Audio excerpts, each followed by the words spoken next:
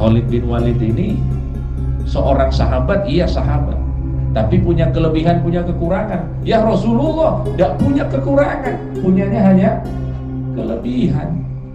Orang yang hanya memiliki kelebihan, wah itu orangnya lebih cerdas lagi. Dan di sini nanti akan disebutkan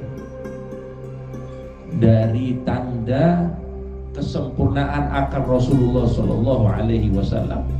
Beliau bisa menerima wahyu dari Allah, bisa menerima banyak ilmu dari Allah Subhanahu wa Ta'ala. Panjenengan misalnya malam hari ini saya buka kitab 10, saged napa boten? Satu mawon pun ngantuk sedulur. Satu aja mungkin udah pada ngantuk nih. Apalagi buka kitab 10 Rasulullah, panjenengan bayangkan semua ilmu-ilmu yang ada di Lauhil Mahfuz diajarkan kepada Rasulullah Shallallahu Alaihi Wasallam. Oleh karena itu di dalam qasidah burda dikatakan apa? Wa min ulumika ilmal lauhi wal qalam. Dan dari ilmunya Rasulullah adalah ilmu Lauhil Mahfuz dan ilmu qalam, yaitu pena yang mencatat semua ilmu-ilmu yang ditulis oleh Allah Subhanahu wa Ta'ala di Lauhil Mahfuz. Bayangkan ini bisa menyerap ilmu yang begitu luar biasa. Ini bukan akal biasa, hadirin yang dirahmati Allah. Kita aja ini sekolah ya, dari dulu sampai sekarang ada orang yang mungkin sudah tidak mau sekolah lagi gitu. Karena terlalu banyak materi yang diajarkan, apalagi yang di pondok. Belajar umum, belajar agama, nanti madin gitu. Tidak mampu akal kita, tapi Rasulullah SAW bisa menyerap semuanya, hadirin. Dan tidak pernah sekalipun Rasulullah SAW salah dalam memahaminya. Sallallahu ala Nabi Muhammad. Panjenengan kalau belajar itu pernah salah gitu, salah paham, sering. Wah, bahaya nih, harus saya selesaikan. Tidak boleh banyak-banyak materinya nih. Kita mungkin kalau ngaji itu ya banyak salah, pemahamannya salah, atau mungkin nanti saat menyampaikannya kepada orang lain salah, mungkin seperti itu. Tapi Rasulullah SAW dalam catatan sejarah beliau tidak pernah salah paham dan tidak pernah menyampaikan salah kepada orang. Sallallahu alaihi Nabi Muhammad. Tidak pernah Rasulullah itu apa? Bilang sama orang, ini Al-Quran terus yang disebut yang lain, tidak pernah gitu. Atau misalnya beliau bilang ini hadis tapi yang disebut Al-Quran, belum pernah dalam sejarah. Menyampaikan sesuatu terus salah, itu tidak pernah dilakukan oleh Rasulullah SAW. Ini menandakan apa, hadirin? Ini menandakan kesempurnaan akal, kecerdasan yang Allah berikan kepada Nabi Muhammad SAW. Oleh karena itu kita perlu banyak bersyukur kepada Allah Subhanahu wa Ta'ala ketika kita diberikan akal yang baik oleh Allah Subhanahu wa Ta'ala. Termasuk apa yang diingatkan oleh Rasulullah, qad aflaha man ruziqa lubban. Beruntung orang yang diberikan oleh Allah akal yang sempurna, sebagaimana orang-orang yang mendapatkan hidayah dari Allah Subhanahu wa Ta'ala. Hadirin yang dirahmati Allah Subhanahu wa Ta'ala, ada di dalam Al-Quran surat Al-Qalam.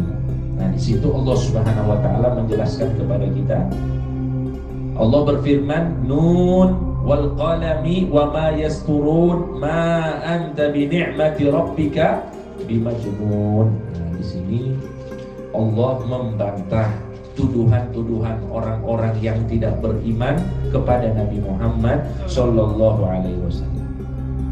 Karena orang-orang yang tidak suka dengan kanjeng Nabi ini di zaman dulu itu sering mengatakan Rasulullah ini ngigo katanya, bicaranya ngawur. Rasulullah ini dikatakan, bahkan ada yang bilang gila. Maka di dalam ayat-ayat ini Allah ingin membantah tuduhan-tuduhan mereka. Allah pertama bersumpah dengan Nun. Apa itu Nun? Dikatakan al-madadul ilahiyyu al-fayyad. Nun. Ini satu ayat ya. Jadi Nun itu artinya pertolongan Allah yang berlimpah. Tapi jenengan kalau di sholat jangan cuma baca satu ayat ini. Soalnya ada dulu santri-santri pengen sholat cepet. Bismillahirrahmanirrahim. Nun. Allahu Akbar. Ada juga yang Yasin. Allahu Akbar. Nah ini menyalahi sunnah Nabi Muhammad SAW. Minimal kata para ulama baca 3 ayat. Jadi Allah Subhanahu Wa Taala berfirman dengan Nun, yaitu pertolongan Allah yang berlimpah. Wal qalami wa ma yasturun. Kemudian Allah bersumpah dengan qalam. Nah ini qalam yang dimaksud di sini adalah makhluk Allah berupa qalam, yaitu pena yang mencatat semua kejadian yang telah terjadi, yang sedang terjadi dan yang akan terjadi di Lauhil Mahfuz. Itu namanya qalam. Allah bersumpah dengan qalam wa ma yasturun, dan apa-apa yang ditulis. Nah, yang ditulis ini baik oleh qalam, baik oleh para malaikat, baik oleh manusia. Artinya di sini Allah Subhanahu Wa Taala memuliakan ilmu, hadirin yang dirahmati Allah.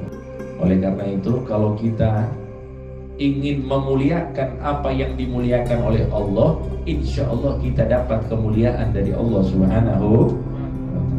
Termasuk panjenengan menghormati ilmu, itu juga panjenengan menghormati dan memuliakan Allah. Makanya dulu kalau kita di pesantren itu diajarkan wa waqiril ilma wa 'azzim sya'nahu wajtanibil fusqa fadaka sya'nuhu. Hormatilah ilmu, termasuk apa? Menghormati apa? Buku. Menghormati ilmu termasuk menghormati ulama. Menghormati ilmu termasuk apa? Hadir pengajian yang melek, nganggur tidur, itu menghormati ilmu. Karena Allah memuliakan ilmu. Wa ma yasturun, dan apa-apa yang ditulis. Ya, apa-apa yang ditulis itu ilmu. Nah ini kita diajarkan oleh para ulama kita demikian, hadirin yang dirahmati Allah. Jadi Allah bersumpah dengan Nun, Allah bersumpah dengan qalam, dan Allah bersumpah dengan apa-apa yang ditulis oleh qalam, yaitu ilmu. Apa tujuan sumpahnya? Ma anta bi ni'mati rabbika bimajnun. Tidaklah engkau wahai Nabi Muhammad sallallahu alaihi wasallam itu dengan nikmat Tuhanmu menjadi gila. Jadi Allah ini ingin menyampaikan kepada kita, hadirin yang dirahmati Allah, banyak kenikmatan yang Allah berikan kepada Rasulullah SAW, termasuk ilmu, termasuk Al-Quran, termasuk jabatan yang dimiliki oleh Nabi. Ini bukan jabatan biasa, menjadi Rasul. Bukan cuma Rasul penutup dari semua para Rasul. Panjenengan pernah tidak ketemu pemimpin negara gila? Pernah ketemu tidak? Jangan pemimpin negara lah, Pak RT. Pak RT itu ada nggak yang mohon maaf, yang bodoh? Ada nggak? Pasti dipilih yang paling bagus hadirin. Orang yang cerdas itulah yang dipilih untuk jadi pemimpin. Bagaimana seorang Rasul diutus menjadi Rasul, menjadi pemimpin, bukan cuma umatnya, tapi pemimpin nanti untuk seluruh umat. Kemudian orangnya gila, tidak mungkin. Maka analoginya itu diputar oleh Allah. Mana mungkin Allah yang telah memberikan banyak nikmat kepada Nabi Muhammad SAW kemudian menjadikannya sebagai orang gila? Tidak mungkin. Jadi tuduhan-tuduhan mereka ini dibantah oleh Allah Subhanahu wa Ta'ala. Kejadian yang dialami oleh Rasulullah yang menandakan kecerdasan akal Rasulullah SAW itu ketika ada seorang anak muda yang minta izin berzina kepada Rasulullah SAW. Ya Rasulullah, saya sudah muslim, tapi dari dulu di masa jahiliyah saya ini hobinya zina. Kalau bahasa sekarang free sex, seks bebas. Pokoknya saya mau zina dengan siapapun. Saya nggak mau cuma berhubungan badan dengan istri saya tidak mau. Saya mau free sex. Apakah Rasulullah SAW langsung marah-marah dengan orang itu? Tidak. Dipakai ya logika. Diajak berpikir oleh Rasulullah Shallallahu Alaihi Wasallam. Beliau ditanya oleh Rasulullah, atardahu li ummik, apakah kamu rela hal itu dilakukan oleh orang lain kepada ibumu? Lah, mana mungkin saya rela ibu saya dizinahi oleh orang, tidak mungkin. Atardahu li ukhtik, apakah kamu ridho ada saudarimu dizinahi oleh orang? Lah, saya tidak ridho Rasulullah. Atardahu li ibnatik, apakah kamu ridho hal itu dilakukan oleh orang kepada anak perempuanmu? Lah, maka dijawab oleh Rasulullah, wa kadzalikan nas yakrahuna. Sama, kalau kamu tidak suka, orang-orang juga tidak suka. Karena kalau kamu berzinah dengan orang, pasti itu kalau bukan ibu mereka, itu pasti saudari mereka. Kalau bukan saudari mereka, pasti itu anak mereka. Kalau kamu tidak suka, mereka juga apa? Tidak suka. Setelah mendengar hal itu, pemuda tadi langsung berkata, Ushhidu anni tubtu minaz zina. Saat itu juga, saksikanlah wahai Rasulullah, engkau jadi saksi nanti di hadapan Allah, aku bertobat dari zina. Ini tidak pakai ceramah panjang nih gimana? Cuma pertanyaan-pertanyaan tok yang dilontarkan oleh Rasulullah SAW bisa memuaskan apa yang menjadi kendala dari anak tersebut.